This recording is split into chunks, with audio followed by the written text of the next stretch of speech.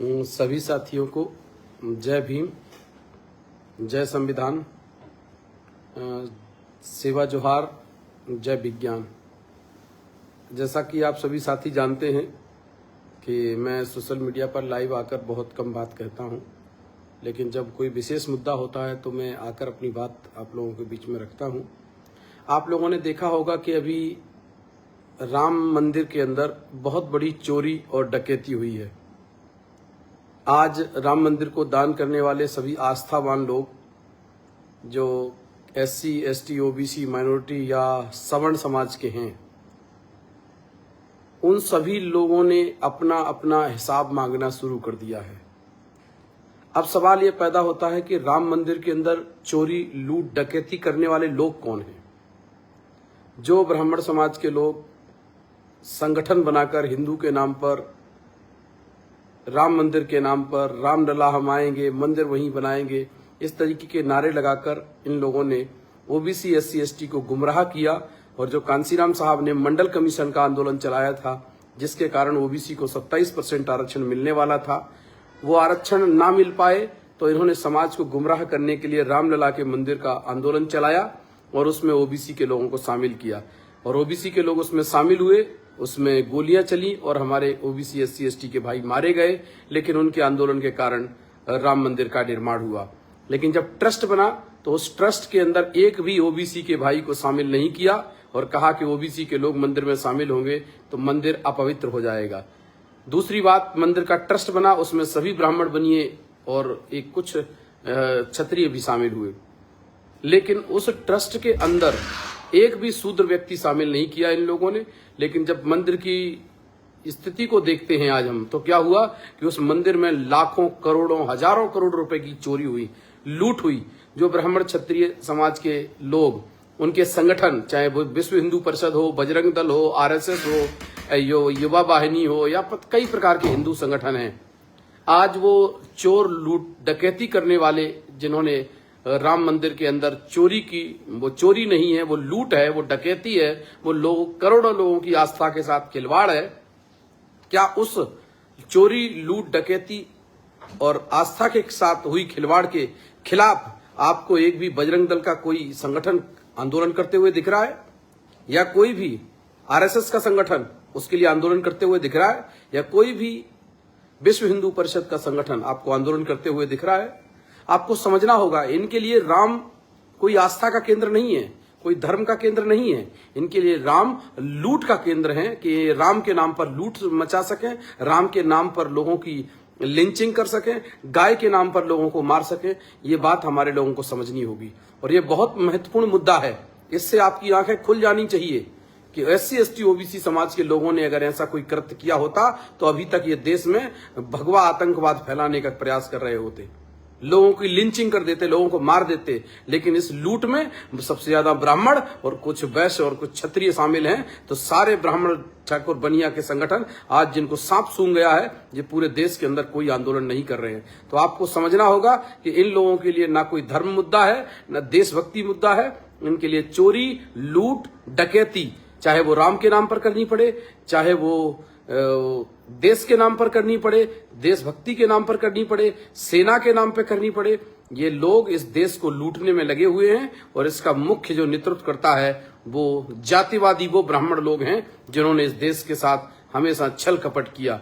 तो मेरा सभी SC, ST, OBC समाज के और माइनॉरिटी समाज के भाइयों से निवेदन है कि इनके बहकावे में ना आए और इनके किसी भी आंदोलन का, किसी भी संगठन का, चाहे वो विश्व हिंदू परिषद हो, चाहे वो बजरंग दल हो, चाहे वो RSS हो, इनकी कभी भी 2 कौड़ी की भी सदस्यता ना लें, क्योंकि ये लोग देश को बचने नहीं देंगे।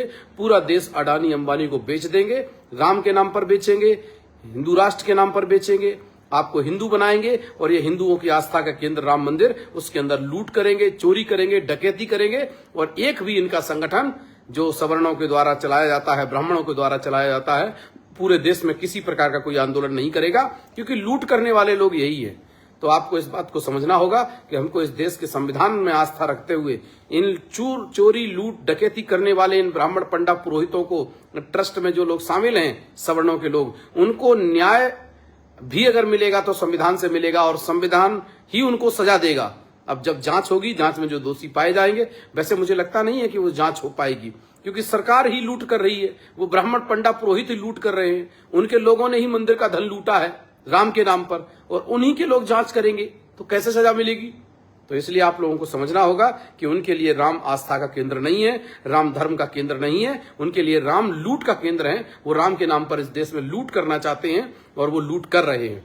वो धर्म के नाम पर लूट करना चाहते हैं, वो राष्ट्रभक्ति के नाम पर लूट करना चाहते हैं, दंगे फैलाना चाहते हैं और इस देश का माहौल बिगाड़ना चाहते हैं। तो इसीलिए ऐसे पंडा पुरोहित ब्राह्मणों के संगठनों से, हिंदुओं के संगठनों से, जो अपने आप को हिंदू के नाम पर इस देश के अंदर लोगों को जातियों में बांटने का, लोगों के साथ दुर्व्यवहार करने का और उनकी लिंचिंग करने का काम करते हैं, ऐसे लोगों से सावधान रहें और उनके धार्मिक प्रोपेगेंडा से भी सावधान रहें। जो बागेश्वर वाला बाबा कहता था कि मैं पर्चियां निकाल देता हूं, आज वो पर्ची नहीं निकाल रहा है कि राम मंदिर के नाम पर जो लूट की गई है, जो ब्राह्मण पंडा पुरोहितों ने लूट की है, वो लूट करने वाले लोग कौन कौन हैं। क्यों? क्योंकि वो भी ब्राह्मण हैं और लूटने वाले भी ब्राह्मण हैं। उसके साथ में कुछ अन्य लोग, एक दो लोग हो सकते हैं, लेकिन मुख्य रूप से जाति विशेष के लोग इस देश के अंदर लूट मचाए हुए हैं। तो मेरा आप लोगों से निवेदन है कि इन लोगों से सावधान रहें और इनके किसी भी आंदोलन का, किसी भी संगठन का हिस्सा ना बने। हमको अपने देश में संवैधानिक लड़ाई लड़नी है। हमारे कई लाखों पद देश में खाली पड़े हैं नौकरियों के लिए। ओबीसी समाज के भाइयों का 13% आरक्षण होल्ड पर लटका हुआ है। क्लास 3 और क्लास 4 को प्राइवेट कर दिया गया है। हमारे आदिवासी समाज के भाई जल जंगल जमीन से बेदखल किए जा रहे हैं, उनको भगाया जा रहा है। आपने देखा होगा कई गांव विस्थापित किए जा रहे हैं। अभी छतरपुर में विस्थापन चल रहा है। हमारे अपने समाज के भाई खून पसीने की कमाई को उस आंदोलन में लगा रहे हैं और वो जल जंगल जमीन के जो हमारे आदिवासी भाई मालिक हैं, आज उनको भगाया जा रहा है, लेकिन उनको भी राम के नाम पर मूर्ख बनाकर उनको अपने आंदोलन का हिस्सा बना लिया जाता है इन लोगों के द्वारा और उनका गुमराह करके उनका सब कुछ छीना जा रहा है। उसी प्रकार से हमारे सफाई कर्मचारी भाई 8-8 हजार रुपए में गटर में उतरकर मजदूरी कर रहे हैं, लेकिन एक भी हिंदुओं का संगठन उनके लिए ये मांग नहीं करता कि उनको ठेकेदारी प्रथा पर नहीं रखा जाना चाहिए, उनके लिए परमानेंट नियुक्तियां होनी चाहिए। 30,000 सरकार ने, मध्य प्रदेश सरकार ने स्कूल बंद कर दिए। बताइए बजरंग दल ने कोई आंदोलन किया हो, हिंदू महासभा ने कोई आंदोलन किया हो या आरएसएस ने कोई आंदोलन किया हो कि इन गरीबों के बच्चे जिन सरकारी स्कूलों में पढ़ते हैं, अगर उन सरकारी स्कूलों को बंद कर दोगे तो इनके बच्चे कहां जाएंगे। क्योंकि आरएसएस, भाजपा और सभी हिंदू संगठनों का ये एजेंडा है कि कैसे भी करके एससी एसटी ओबीसी समाज के बच्चों को हम लोग अज्ञानी बनाएं, मूर्ख बनाएं, जिससे वो धर्म के नाम पर, गाय के नाम पर, गोबर के नाम पर ये इनकी अंधभक्ति करते रहेंगे और शिक्षा, नौकरी और व्यापार नहीं मांगेंगे। तो मेरा आप लोगों से निवेदन है कि हमारी लड़ाई संविधान की लड़ाई है, शिक्षा की लड़ाई है, नौकरी की लड़ाई है, व्यापार की लड़ाई है, सम्मान की लड़ाई है। हमको इन ब्राह्मण पंडा पुरोहितों के जाल में नहीं फंसना है और हमको अपने समाज के लोगों को जागृत करना है। शिक्षा, नौकरी, संविधान और व्यापार बचाने के लिए हमको एक साथ मिलकर ये काम करना है। तो मैं इतना ही आप लोगों से निवेदन करता हूं कि राम मंदिर में जो चोरी करने वाले, लूट करने वाले, डकैती डालने वाले लोग हैं, वो वही लोग हैं जो राम के मंदिर पर पूरे देश में हाहाकार मचाए थे और आज उन्होंने ही राम के मंदिर को लूटा है। तो ऐसे लुटेरे लोगों से सावधान रहें। सभी को मेरी ओर से जय भीम, जय संविधान, जय जोहार, जय विज्ञान।